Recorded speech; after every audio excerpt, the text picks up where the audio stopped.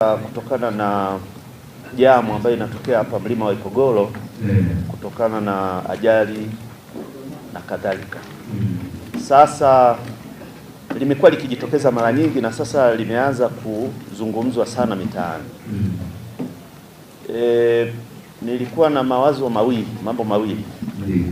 Moja, nilikuwa nafikiri kwamba wenzetu wa usalama wangejipanga upya kulijadili swala hili, kwa sababu wakati tunafikiria suluhisho, kwa suluhisho linaeleweka na wote tunapambana bypass pale hii ikamilike, lakini lile kwa kweli linatokea kila mara na limekuwa usumbufu mkubwa kwa wananchi wa manispaa hizi, na wenzetu wanaopita hapa wanatuona kama maana mimi wameshanioji sana, wameniuliza sana, vipi mbona hili jambo linajirudia? Nikamwambia tunalishughulikia. Sasa nilikuwa naomba wenzetu wa usalama na wengineo basi wajaribu kuja na mkakati mpya wa kuona namna ikitokea jambo tunaokoeje lile jambo lisirudie, yaani lisiwe usumbufu kwa watumiaji wa ile njia. Na hata ikitokea jambo pale, sasa hizi ukitaka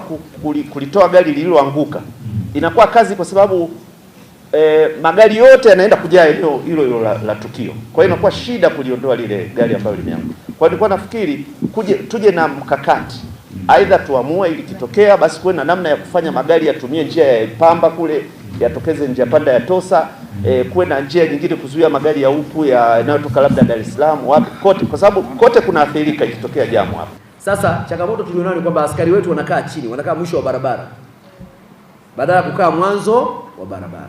Kwa nadhani ile timu tunayoipangia pale Ipogolo tuwe na timu mbili. Timu moja iwe juu, timu nyingine ibaki chini, ili kudhibiti ule mwendo unaokuja kutoka juu usiletee majanga hapa katikati na kuathiri watu wanaotoka chini. Nadhani tukifanya hiyo kwa hatua za awali itatusaidia sana. Lakini jambo la pili, ni lazima kila inapotokea changamoto wananchi wawe wanakubali maelekezo ya jeshi la polisi ya kutumia njia mbadala zilizopo. Kwa mfano, mara nyingi barabara yetu inapopata changamoto ya jam kubwa, tunapowaelekeza watu kupita barabara ya Ipamba, mtu analeta ukaidi, anaambiwa pita Ipamba, anaendelea kusubiri pale pale. Kitendo cha mtu mmoja kusubiri na mwingine akaja nyuma yake na mwingine nyuma yake, inatokea jamu kubwa sana ambayo ina ulazima pale mjini. Kumbe angepita barabara ya Ipamba, angefika kwa wakati, angeondoa msongamano wa magari mengine na angerahisisha zoezi la uokoaji ama la kuondoa changamoto iliyoko pale barabarani. Kwa hiyo nikutoe mashaka Mheshimiwa Mbunge, kazi zote mbili zitafanyika. Ya kwanza ni kuhakikisha tunaimarisha usimamizi wa jeshi la polisi mwanzo wa barabara na mwisho wa barabara, ili kudhibiti mwendo kasi ambao ndio chanzo cha ajali nyingi zinazotokea barabara ya Ipogolo. Lakini pili ni kuendelea kuimarisha matumizi ya njia mbadala zilizopo, ili wananchi wazizoee inapotokea dharura, wasihangaike kulazimisha kupita kwenye eneo lenye changamoto, badala yake wapite barabara za pembezoni ambazo zinawarahisishia kuendelea na safari bila kuweka jamu ya muda mrefu pale. Mwisho kabisa, sisi wenyewe ni miongoni mwetu ni madereva, ni muhimu tukazingatia umuhimu wa kutokuwa na mwendo kasi hasa kwenye maeneo ya mwinuko. Ajali zote zilizotokea Ipogolo pale katika wiki 2 mfululizo 3, zote ni mwendo kasi, zote. Mmoja anakuja mbio, mwingine anamkwepa, ajali. Mwingine anakuja mbio, wanakutana, ajali. Yaani zote ni mwendo kasi. Kwa hiyo ni muhimu sana sisi wenyewe madereva tukazingatia usalama wetu na usalama wa watumiaji wengine wa barabara tunapokuwa tunatumia magari yetu haya. Asanteni sana. Tunakushukuru sana Mheshimiwa Mbunge. Lakini suluhisho la kudumu la changamoto yetu ni barabara ya Iringa bypass. Na nataka niwaambieni hali yetu kule utekelezaji wa mradi umefikia hatua nzuri sana. Sana. Tayari mlima ule tulishaupasua wote. Barabara ilishachongwa na hivi wale kuna siku tulipata changamoto hapa, tuliruhusu baadhi ya watu wenye magari madogo wapite kule. Nadhani wamepita, wameona. Kazi iliyobaki sasa ni kutengeneza hizo standards za kibarabara ambazo wanazijua wataalamu wetu, baadaye watakuja kuipiga lami, itachomoka moja kwa moja.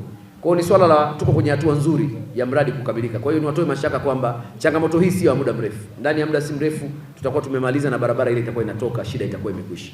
Na kupitia hapa tuwapongeze TANROADS. Barabara nyingi ambazo zinatengenezwa na TANROADS sasa, au wenzangu wa Kilolo sasa hivi ni mkeka tu, wanapita ni mkeka mwanzo mwisho. Simpige makofi watu wa Kilolo, mambo yenu mazuri.